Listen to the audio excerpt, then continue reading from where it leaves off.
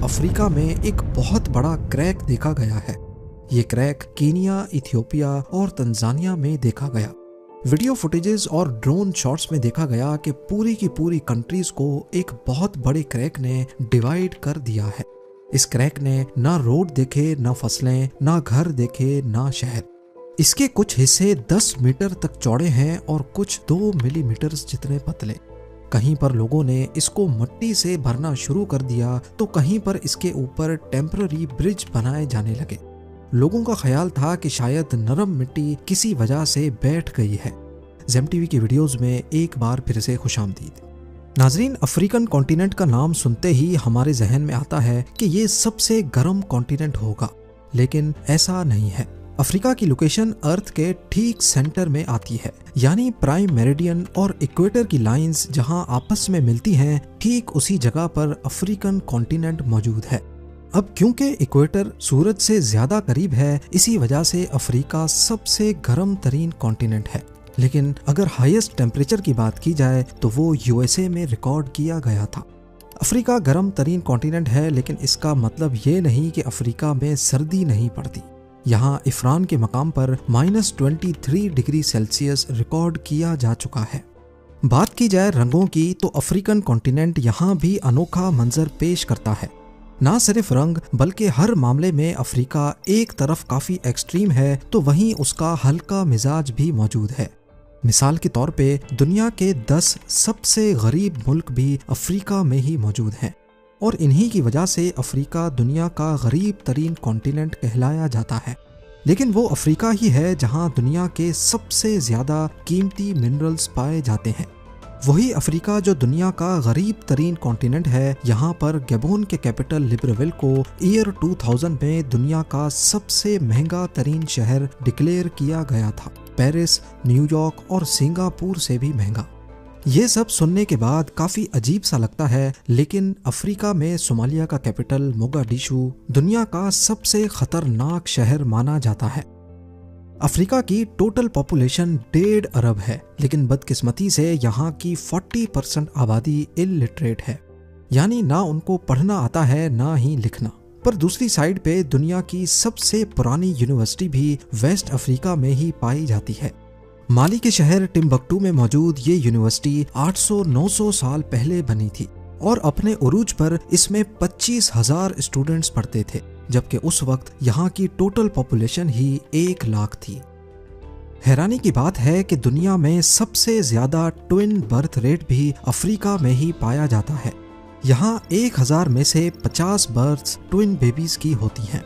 ये international twin birth ratio से कई ज्यादा है, लेकिन अभी तक साइंस इस बात से लाइल्म है कि अफ्रीका में ही ऐसा क्यों होता है। दूसरी तरफ यहाँ पैदा होने वाले हर 14 में से 1 बच्चा पैदा होने के बाद घर पहुँचने से पहले ही मर जाता है। चाइल्ड मोर्टेलिटी का ये रेशो भी दुनिया में सबसे ज्यादा अफ्रीका में ही पाया जाता है। ईस्ट अफ्रीका में कीनिया अपने रनर्स की वजह से खासा मशहूर है। 2010 में कीनिया के रनर्स ने 156 में से 126 इंटरनेशनल मैराथन्स जीते थे।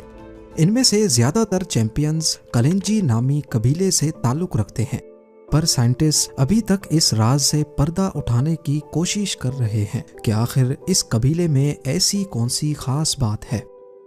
दुनिया की सबसे जल्दी खत्म होने वाली जंग भी अफ्रीका में ही लड़ी गई थी, सिर्फ 38 मिनट्स की जंग। 27 अगस्त 1896 को ये जंग ज़ंज़ीबार और ग्रेट ब्रिटेन के दरमियान लड़ी गई थी। हुआ कुछ यूं था कि 25 अगस्त 1896 को ज़ंज़ीबार के सुल्तान हमाद बिन थोइनी की अचानक मौत हो गई। इनको इनके ही कज़न खालिद बिन बरगश ने जहर देकर मारा और ज़ंज़ीबार का नया सुल्तान बनकर बैठ गया। इस नए सुल्तान को जर्मनी की सपोर्ट हासिल थी, जबकि ब्रिटिशर्स चाहते थे कि उनकी पसंद का नया सुल्तान बने। लिहाजा ब्रिटिश मिलिट्री ने नए सुल्तान को अल्टीमेटम दिया कि वो ज़ंज़ीबार के तख्त को सुबह 9 बजे तक खाली कर दे। खालिद बिन बरगश ने ग्रेट ब्रिटेन का हुक्म मानने से इनकार किया और अपने 2800 फौजी आइलैंड पर अपने महल के बाहर खड़े कर दिए। सुबह 9 बजे जब अल्टीमेटम खत्म हुआ तो ब्रिटिश रॉयल नेवी की शिप्स ने आओ देखा नताओ सुल्तान के महल पे गोलों की बारिश कर दी। और 9:37 पे महल का झंडा उखाड़ दिया। 38 मिनटों तक चलने वाली इस जंग में जहां सुल्तान के 2800 में से 500 फौजी मारे गए, वहीं ब्रिटिश नेवी का सिर्फ एक सेलर जख्मी हुआ था। अफ्रीका की बात हो और इजिप्ट के पिरामिड्स की ना हो, ऐसा कैसे मुमकिन है? लेकिन क्या आपको मालूम है कि इजिप्ट से 2 गुना ज्यादा पिरामिड्स सूडान में मौजूद हैं, और ये भी एक अफ्रीकन कंट्री ही है। एस्टिमेट्स के मुताबिक सूडान में 250 से ज्यादा पिरामिड्स हैं, जबकि इनकी साइज काफी छोटी है। इसी वजह से ये टूरिस्ट्स के बीच ज्यादा फेमस नहीं। इतना सब कुछ अफ्रीका में हो रहा है तो जाहिर है ये काफी बड़ा भी होगा, पर ये क्या वर्ल्ड मैप पे ये इतना छोटा क्यों दिख रहा है? इस वर्ल्ड मैप पे अफ्रीकन कॉन्टिनेंट को देखें और फिर यूएसए के इस कॉन्टिनेंट को देखें। देखने में अफ्रीकन कॉन्टिनेंट अमेरिकन कॉन्टिनेंट से काफी छोटा लग रहा है, लेकिन हकीकत में अफ्रीका जितना मैप्स पे दिखता है उससे कहीं ज्यादा बड़ा है। नंबर्स की तरफ देखा जाए तो अफ्रीका लगभग 3 करोड़ स्क्वायर किलोमीटर बड़ा है।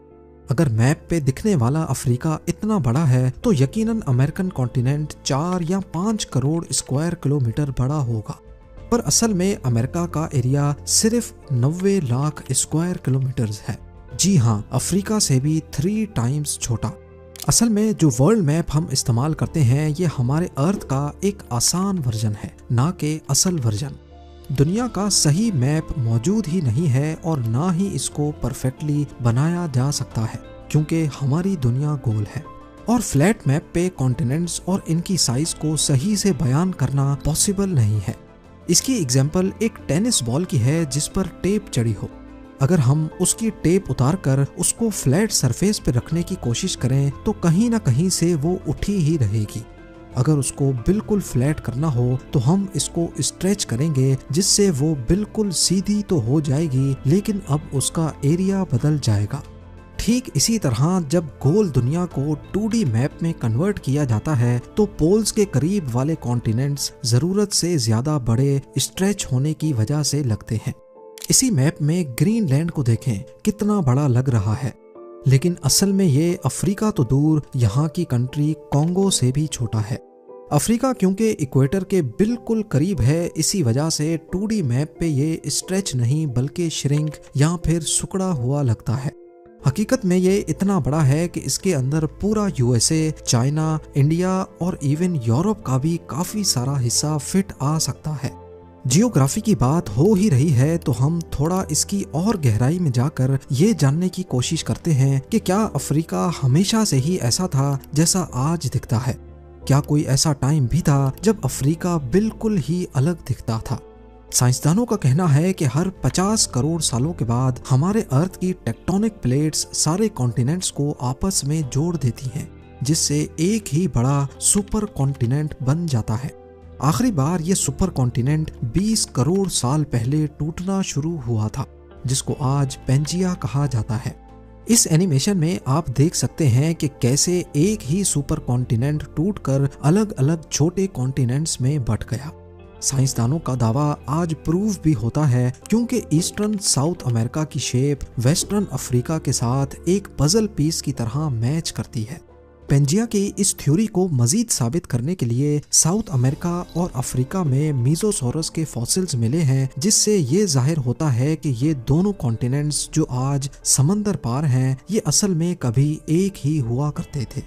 और साउथ अमेरिका में अमेज़न रेन फॉरेस्ट में पाई जाने वाली काफी स्पीशीज ऐसी हैं जो वेस्ट अफ्रीका के इन जंगलात में भी पाई जाती हैं। गूगल अर्थ पर भी आप अफ्रीका के इस हिस्से को ऐसा ही हरा भरा देख पाएंगे जैसा कि साउथ अमेरिका है।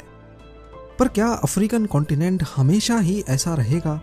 कॉन्टिनेंट्स के जुदा होने का ये प्रोसेस करोड़ों सालों से चलता आ रहा है और अभी तक चल रहा है। 2018 में खबरें गर्दिश करने लगीं कि अफ्रीका में एक बहुत बड़ा क्रैक देखा गया है। ये क्रैक कीनिया, इथियोपिया और तंजानिया में देखा गया।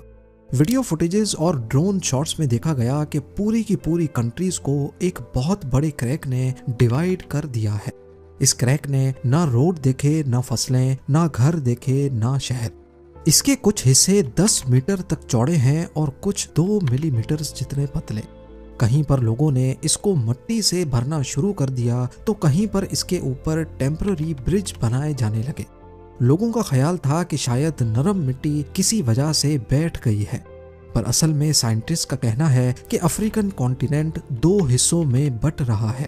पहले ऐसा समझा जाता था कि अफ्रीका एक ही टेक्टोनिक प्लेट के ऊपर खड़ा है, लेकिन 1970 में कुछ ऐसे सबूत मिले जिससे ये पता चला कि अफ्रीकन प्लेट टूट रही है। जियोलॉजिस्ट्स को पहले से इसकी खबर थी, लेकिन उनको ये मालूम नहीं था कि ये इतना जल्दी हो जाएगा। तो अब सवाल उठता है कि क्या अफ्रीका वाकई में 2 हिस्सों में तकसीम हो रहा है, जैसा कि करोड़ों साल पहले साउथ अमेरिका इससे अलग हुआ था? इसका जवाब अभी तक किसी के पास नहीं है। इसमें कोई शक नहीं कि ईस्ट अफ्रीका की टेक्टोनिक प्लेट का बहुत बड़ा हिस्सा टूट चुका है, रेड सी से लेकर मोज़म्बिक तक, और ये हर साल करीब 6 मिलीमीटर तक अफ्रीकन कॉन्टिनेंट से दूर हो रहा है। ये भी हो सकता है कि ये पूरा हिस्सा अलग होकर एक आइलैंड बन जाए, या फिर इसके बीच रेड सी की तरह कोई नया ओशन नमूदार हो जाए, या फिर ये प्रोसेस यहीं पर ही रुक जाए। साइंटिस्ट का ख्याल है कि जो कुछ भी होगा इसको करीब 5 करोड़ साल लग जाएंगे।